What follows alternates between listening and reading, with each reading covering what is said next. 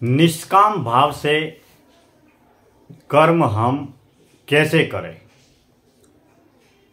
व्यावसायिक जीवन में, सांसारिक जीवन में, गृहस्थ जीवन में कर्म सभी को करना है, मगर निष्काम भाव से कर्म की अवस्था को हम कैसे उपलब्ध होंगे और निष्काम भाव से कर्म कैसे किया जाता है और कर्म करते हुए हमारे जीवन में निष्काम भाव कैसे उपलब्ध होगा। भागवत गीता में निष्काम भाव से कर्म करने के ऊपर पूरी व्याख्या दर्शाई गई है। यानी कि हम कर्म करें और फल की इच्छा न करें। मगर क्या ऐसा संभव है कि हम कर्म तो करें और फल की इच्छा न करें?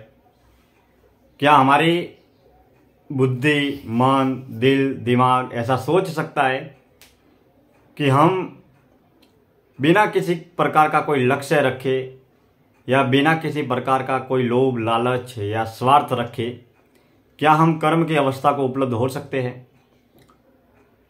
अब अगर निष्काम भाव से कर्म को हमें करते जाना है, फल की इच्छा नहीं करनी है, लेकिन क्या यह सांसारिक व्यावसायिक जीवन में ऐसा संभव है कि एक पढ़ने वाला व्यक्ति अगर परीक्षा में अच्छे नंबर से उत्तीर्ण होने की इच्छा न रखे और अगर वो केवल समर्पण के भाव के साथ में अध्ययन करे, पढ़ाई करे, वह अपने कर्तव्य की ओर पूरा फोकस करे, तो वह 100% उस परीक्षा में अच्छे अंकों से पास होगा। यानी कि निष्काम भाव से कर्म करना यानी कि हमें बस केवल कर्म के प्रति मोह, लगाव, आसक्ति होनी चाहिए, लेकिन कर्म के दौरान जो फल प्राप्त होता है उसके प्रति ना तो मोह होना चाहिए, ना लगाव होना चाहिए, ना आसक्ति होनी चाहिए। अगर कर्म करते हुए हमें अगर दुख मिलता है तो उसके प्रति भी हमें ना तो पीड़ा, ना दर्द, ना पश्चाताप होना चाहिए। कर्म करते हुए अब अगर हमें सुख मिले तो उसमें भी हमें ज़्यादा खुशी या अहंकार नहीं होना चाहिए। अब अगर निष्काम भाव से कर्म की अवस्था को उपलब्ध होना है तो हमें कर्म योग को योग मार्ग के माध्यम से आगे बढ़ाना होगा, क्योंकि हम जब भी कोई भी कर्म करते हैं तो पूर्ण रूप से योग अवस्था में, पूर्ण रूप से तन, मन, धन, सच्चे समर्पण के साथ में कर्म करना होगा।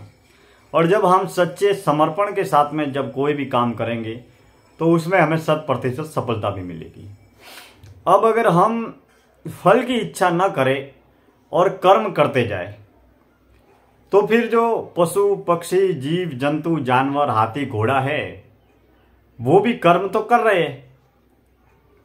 अगर घोड़ा गाड़ी पर कोई घोड़ा चल रहा है तो वो कर्म तो कर रहा है, और घोड़े को इतना विनय, विवेक, बुद्धि भी नहीं है कि वो कर्म किसके लिए कर रहा है। जो कर्म कर रहा है उसका फल क्या होगा, अच्छा होगा या बुरा होगा। तो क्या घोड़ा निष्काम भाव से कर्म करने की अवस्था को उपलब्ध है? तो फिर इंसानों से ज़्यादा तो जीव, जंतु, पशु, पक्षी निष्काम भाव की कर्म की अवस्था को उपलब्ध हुए।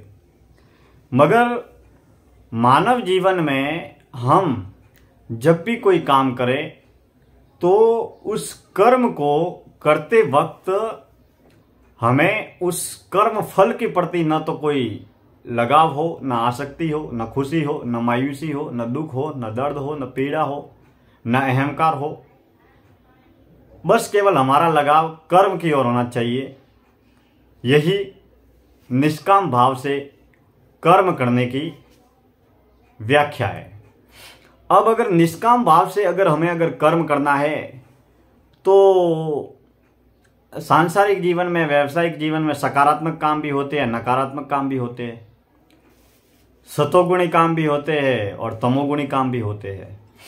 अब अगर कोई चोरी करने वाला व्यक्ति अगर चोरी कर रहा है और वो ये सोच रहा है कि बस मैं तो निष्काम भाव से चोरी कर रहा हूँ, यानी कि चोरी करते हुए मुझे कौन सा कैसा फल मिलेगा, मुझे जेल होगी या मेरे पद प्रतिष्ठा को ठेस पहुँचेगी या मुझे बहुत सारी धनराशि मिलेगी, उससे मेरा कोई लेना देना नहीं है, मैं तो निष्काम भाव से कर्म कर रहा हूँ।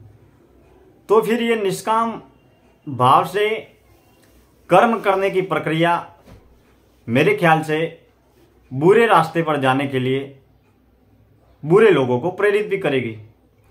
लेकिन निष्काम भाव से कर्म करने का वास्तविक औचित्य ये है कि हम संसार में रहकर धर्म की राह पर चलकर धर्म को धारण करते हुए सदैव सात्विक सतोगुणी कर्म करें, अच्छे कर्म करें, भले कर्म करें, ईमानदारी पूर्वक कार्य करें, परिश्रम पूर्वक कार्य करें, और जो परिश्रम पूर्वक ईमानदारी पूर्वक कार्य करें उनको हम निष्काम भाव से करें, यानी कि अच्छे कार्य करते हुए, सात्विक कार्य करते हुए हमें जो भी जैसा भी परिणाम प्राप्त होता है उसमें हम आत्मसंतुष्टि को उपलब्ध रहे।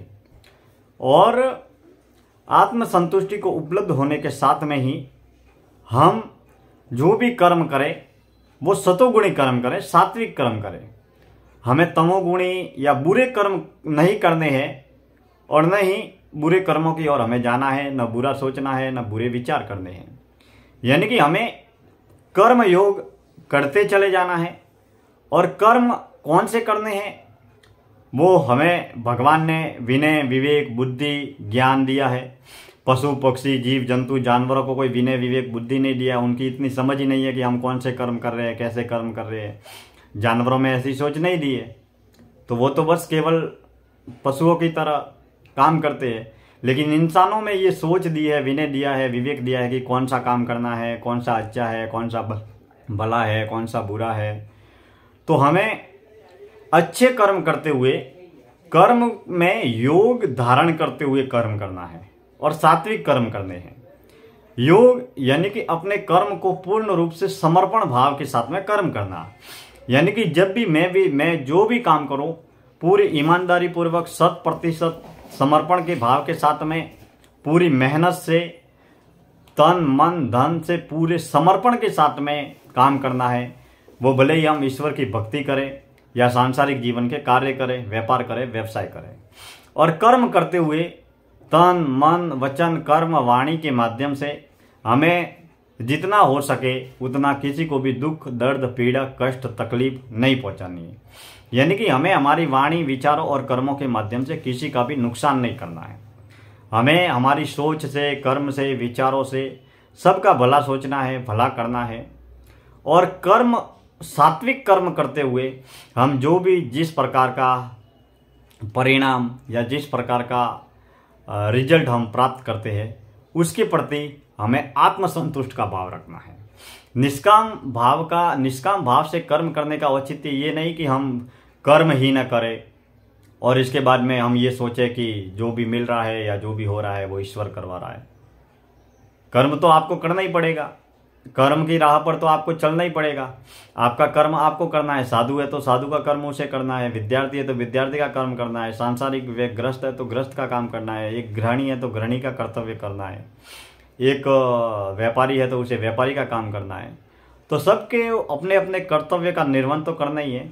लेकिन कर्म करने के दौरान हमें उसका जो फल प्राप्त होता है उसके प्रति न तो कोई मोह रखना है, न लगाव रखना है, न आसक्ति रखनी है। बस हमें केवल कर्म करते चले जाना है और बुरे कर्मों से बचना है। सदैव सात्विक कर्म करने हैं, क्योंकि हमको भगवान ने सोचने समझने के लिए बुद्धि, ज्ञान, विनय, विवेक दिया है। अगर हम अच्छे कर्म करेंगे तो हमारी गति भी अच्छी होगी। यही कर्म योग का सिद्धांत है और यही निष्काम भाव से कर्म करने की प्रक्रिया है। गीता में विशेष रूप से निष्काम भाव से कर्म करने की प्रक्रिया को, विधि को और विशेष रूप से कर्म योग पर सबसे ज़्यादा बल दिया गया है। अभी कर्म योग एक साधु सन्यासी के लिए भी उतना ही महत्वपूर्ण है जितना सांसारिक के लिए महत्वपूर्ण है।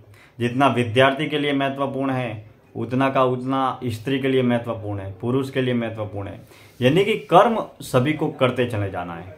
कर्म ही इस जीवन का मूल है और कर्म करते हुए हमें सात्विक कर्मों को करना है, क्योंकि कोई पशु पक्षी जीव जंतु जानवर कोई भी काम करता है तो उसे खबर नहीं है कि मैं अच्छा कर रहा हूँ या बुरा कर रहा हूँ, क्योंकि वो पशु है, उसमें बुद्धि नहीं है। लेकिन हमारे अंदर भगवान ने बुद्धि दी है, विनय दिया है, विवेक दिया, हम सोच सकते हैं, समझ सकते हैं कि कौन सा काम अच्छा है, कौन सा काम बुरा है।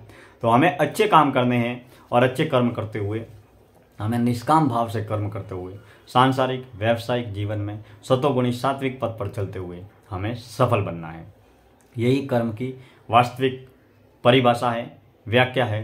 आज का ये चिंतन था निष्काम भाव से कर्म के ऊपर। हम अगले विषय में किसी और एक नए विषय को लेकर सकारात्मक मौलिक चिंतन करेंगे। आप सभी का तहे दिल से हार्दिक आभार। ईश्वर सदैव आपको खुश रखे, प्रसन्न रखे। मैं वक्ता, विचारक, पत्रकार दिनेश्वर माली आप सभी का तहे दिल से हार्दिक आभार व्यक्त करता हूँ। आप सभी हमारे साथ में जुड़े रहे। धन्यवाद।